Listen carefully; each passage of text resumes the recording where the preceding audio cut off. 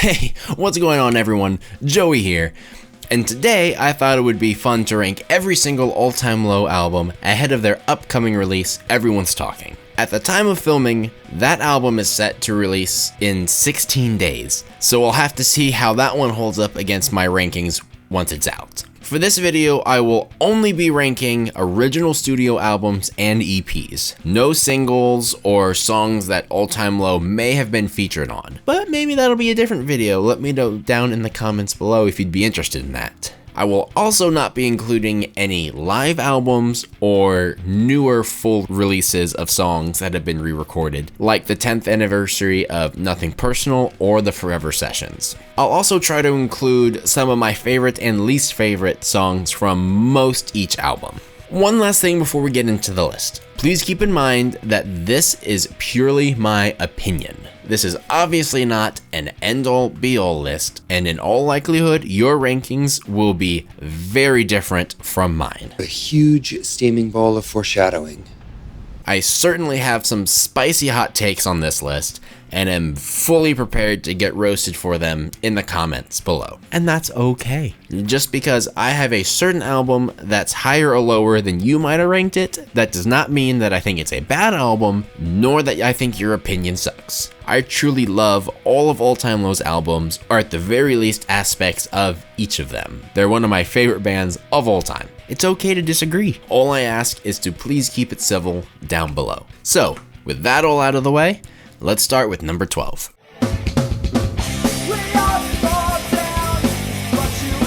This is their debut demo that was handed out exclusively on CD as far as I'm aware, and only at their earliest of shows. In all likelihood, a majority of very hardcore All Time Low fans probably don't even know that this album exists. I stumbled upon it randomly years ago while trying to find recordings of songs from some of their other early releases that are mentioned later in this video. There are only a handful of songs on this EP, and the mix and sound quality on the available recordings are pretty poor, so that makes them a bit hard to listen to. However, one song, The Next Best Thing, did get a re-recording for their follow-up EP, 3 Words to Remember in Dealing with the End. Being that this is their first release, and that there's a lack of good recordings available, I'm not really going to spend any more time on this one, and that's why that one is number 12.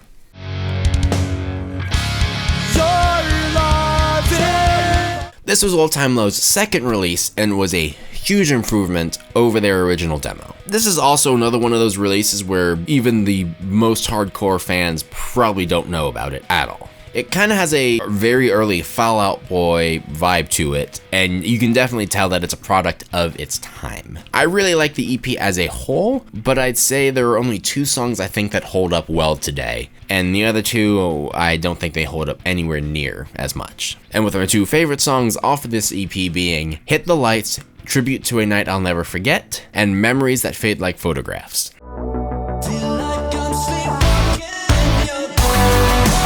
Following the massively successful release of 2020's Wake Up Sunshine, All Time Low had a lot of hype and high expectations going into their next release. I remember when Sleepwalking released as the leading single from Tell Me I'm Alive that I was quite bullish on it. By that point, I had also really gotten into a tiny band called the 1975, so I really liked the sort of 80s indie kind of vibe that song had going on, and was very excited to hear what the boys from Baltimore had in store for us next. However, as we got into the next set of singles, Tell Me I'm Alive, Modern Love, and Calm Down, I got more and more worried about how the full album was going to pan out when it was released. Those set of singles were very piano driven, which I thought was very cool. It was different. And that main piano melody in Modern Love is amazing. I love it. But lyrically, I thought the songs kind of lacked and felt pretty weak, and I gradually became more and more bearish going into the album's full release. Once the album did release, my overall bearish opinions on the singles definitely carried forward into it. In the same way that I think Future Hearts kind of combined aspects of both Dirty Work and Don't Panic, this album kind of felt like a combination of Last Young Renegade and Wake Up Sunshine. While some of the non-singles on this album definitely helped and I thought were very good, I found that my list of songs that were just good or meh was much longer than the songs that I really liked, which is not the norm for me with their albums. Overall, lyrically, the album just felt a bit weak, so that's why Tell Me I'm Alive is so low on my list. For me, my favorite songs would be Sleepwalking, English Blood, American Heartache, New Religion, The Other Side, and Lost Along the Way, with my least favorite songs being Calm Down and Kill Your Vibe.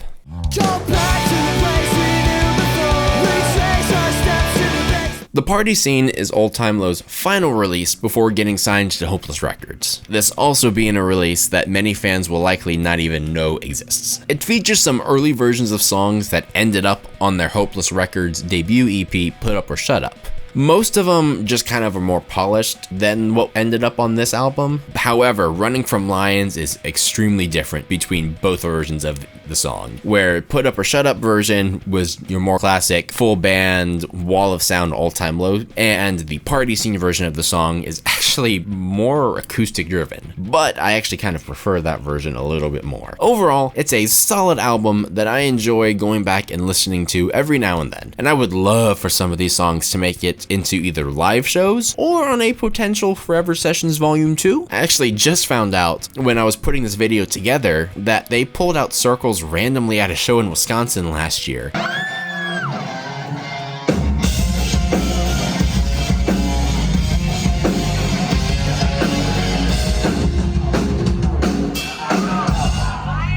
Which I think is a huge W and makes me really hopeful about it appearing as a potential future Forever Sessions release. For me, the key songs off this album are Circles, Noel, Hometown Heroes, National Nobodies, and I Can't Do the 1-2 Step.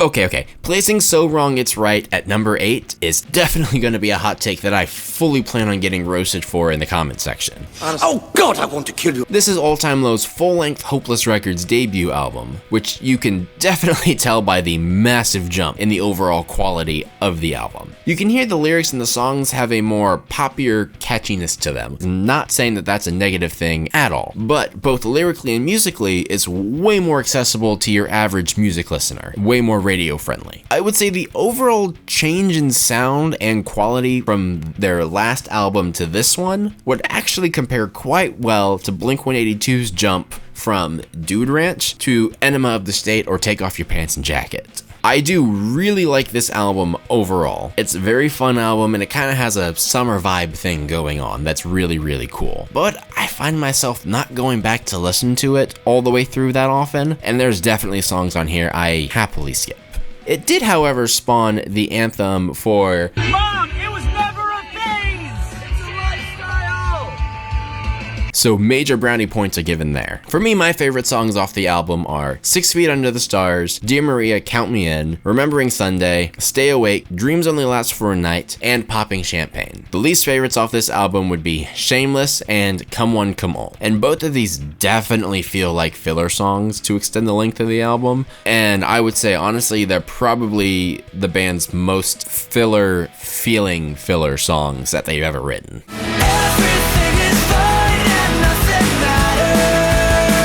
Okay, and I'm going to throw in a little bonus entry here in between our number 7 and number 8 picks. Everything is Fine on Your Birthday. Some places consider this set of songs a single, some consider it an EP. So instead of giving it an actual number ranking, we're just going to put it as a bonus entry here. I really like both songs, Everything is Fine and Birthday. They're fun songs, nothing really to write home about though, but I enjoy listening to them every time they come on. Alrighty, and if you're still here after my first hot take and that has not completely put you off, please consider subscribing and dropping a like on this video. It really helps me with the beast that is the YouTube algorithm. And if you want to be notified whenever I upload a new video, go ahead and hit that subscribe button. I upload shorts weekly on Tuesdays and am currently trying for roughly one longer video a month. You can also find my Instagram down below in the video description, as well as links to my band's page, Uncle Drew and the Scoundrels. At the time of recording, our next album, Not Rogues Road, an Americana Songbook, is set to release on October 25th. So please check those out. I'd really appreciate it. Now, on to my number 7 pick.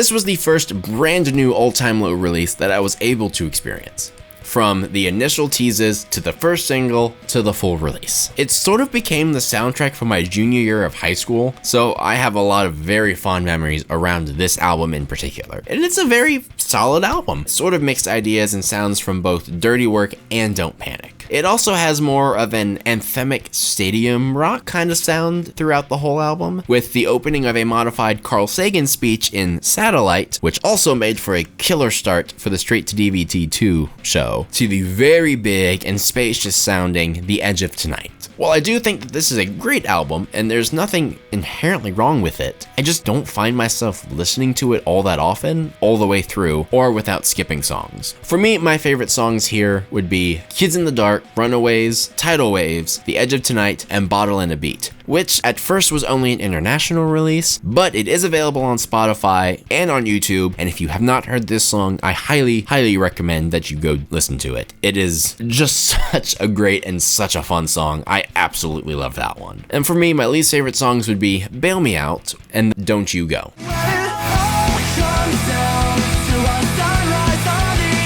Put Up or Shut Up is their first release on Hopeless Records, and you can hear that with the much more polished sound compared to their previous releases. It mostly contained reworks and re-recordings of songs from their 2005 release, The Party Scene, so there's not a lot of new songs per se, but the added polish to these songs compared to their previous releases is definitely noticed. Plus, the brand new songs that were released off this album are still fan favorites to this day. The sound and vibe is definitely that of pop punk from the time. When I think of the sound of mid-2000s pop punk, this is kind of what I think of. A more serious tone lyrically that Blink-182 definitely pioneered with their self-titled album in 2003, that other artists like Paramore, Fall Out Boy, Avril Lavigne, Hawthorne Heights, and many others sort of embraced at that time. And this last point applies to both versions of the song that was released, but the guitar solo in The Party Scene is still one of my favorite solos that they've done in any of their songs to this very day. And for me, my favorite songs off this album would be JC Ray, Coffee Shop Soundtrack, Girl's a Straight Up Hustler, and The Party Scene. Now, if my placing of So Wrong It's Right is considered a hot take, then my number 5 and 4 spots will truly get me eaten alive by some of you guys. Oh boy, here we go. Like a time bomb set in motion, we knew that we were destined to. Yes, I have placed 2011's Dirty Work in my top 5. Hey, why would you say something so controversial yet so brave? Coming off the massive success of Nothing Personal, Dirty Work had a lot to live up to. This is All Time Low's first and only album on DGC Records, which is a division of Interscope, and it was a major departure from both the traditional sound and writing style. The album had more of a pop rock sound versus a pop punk one that fans were used to. I think the opening track, Do You Want Me Dead, really helps to give you a good idea of what the rest of the album is going to sound like. This album was definitely lambasted upon release, and it did not do well amongst fans and critics. But I just can't explain it. This is probably one of their albums I go back and listen to the most frequently, and I thoroughly enjoy listening to this album front to back, no skips, more or less. For me, my favorite songs off this album would be Forget About It, Guts, Time Bomb, Return the Favor, A Daydream Away, Get Down on Your Knees and Tell Me You Love Me, and what has become probably my favorite Christmas song to listen to once we hit December, Merry Christmas, Kiss My Ass. And my least favorite songs off this album would be Just the Way I'm Not and Heroes.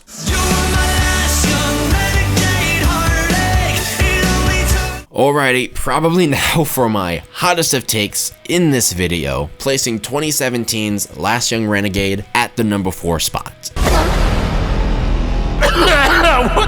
Last Young Renegade was, and still is, an album that received a lot of backlash upon its release. This was All Time Low's debut album on Fueled by Ramen, and was probably one of, if not their biggest sonic shifts that they had ever done, even to this day. It has more of a synth pop feel to the album, being very synth, string, and electronic driven. This, I think, is easily their most mature and darkest sounding album. There's not a lot of upbeat or classic sounding All Time Low songs here. The only one that I would say is the closest to being a classic All Time Low song is Nice to Know You. Otherwise, it's an overall very somber, darker feeling album.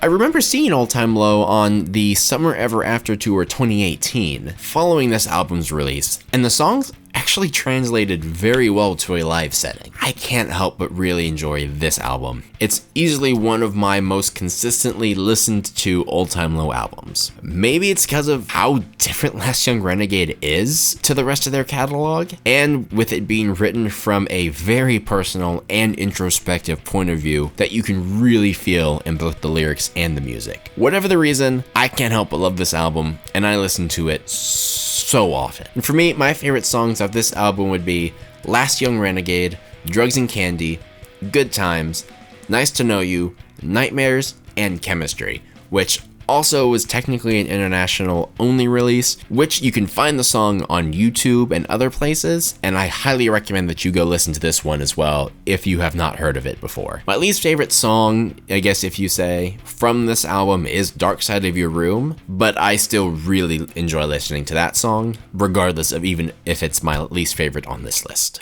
It's not my weekend, but it's gonna be my year. Alright, if you're still with me after back-to-back hottest of takes, maybe my top 3 will restore a little bit of your faith in me, starting with 2009's Nothing Personal. Coming off the success of So Wrong It's Right, All Time Low definitely continued down the road of making their songs more poppier and catchier with this album. They also introduced a couple more poppy and electronic music elements, all while still maintaining their sound and identity. I have a ton of nostalgia for this album. It was the first album that I was ever shown by All Time Low, from a friend on a road trip down to the beach while I was in high school, so it holds a very, very special place in my heart. One of my earliest YouTube videos that's still available actually is me performing a guitar cover of Break Your Little Heart. So if you want to go suffer through that video, be my guest. It's on my channel. You can find it pretty easily. While I did mention that I am not ranking re-releases of songs and albums on this list, I absolutely love the live from the studio 10th anniversary version of this album. Hearing the updated versions of these songs is such a treat, and in most cases will be how I actually listen to this album now, instead of the original studio versions, although I still listen to those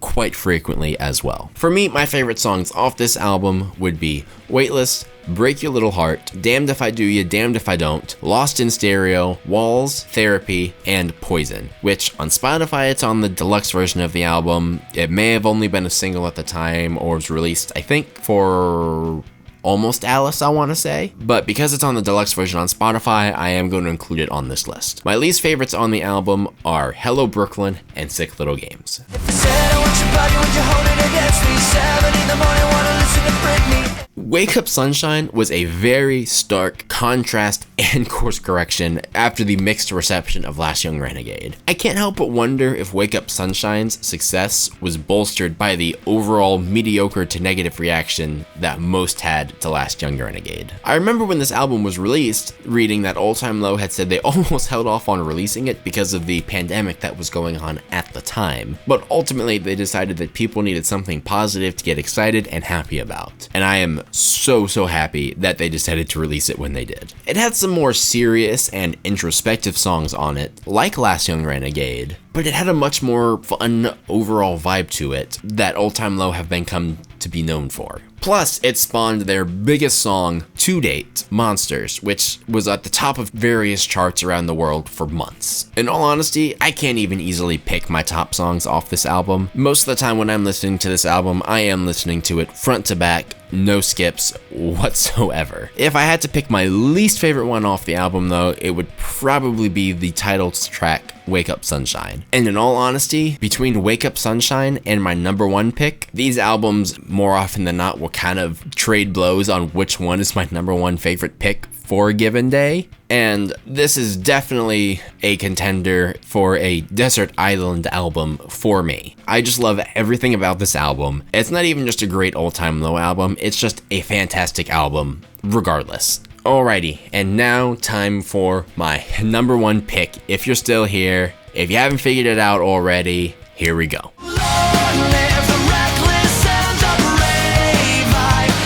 At the time I got into All Time Low, this was the newest album that they had released. It was well before the first singles off of Future Hearts were even being teased when I listened to this the first time. They were back on Hopeless Records for this release, and was a very heavy course correction after the subpar release of Dirty Work. It was one that definitely paid off, and is considered by many to be their best album to this day. And just like with Wake Up Sunshine, I can't help but wonder if the mixed reception to Dirty Work helped to raise this album to the pedestal that it is currently on. But I will say that Wake Up Sunshine definitely gives Don't Panic a serious run for its money, only falling ever so slightly behind for me on most days. Don't Panic is one of the few albums that I would consider a literal perfect album, where even songs that one might consider filler, I think are better than a lot of artists' best songs that they have written. The original release of Don't Panic already has a stacked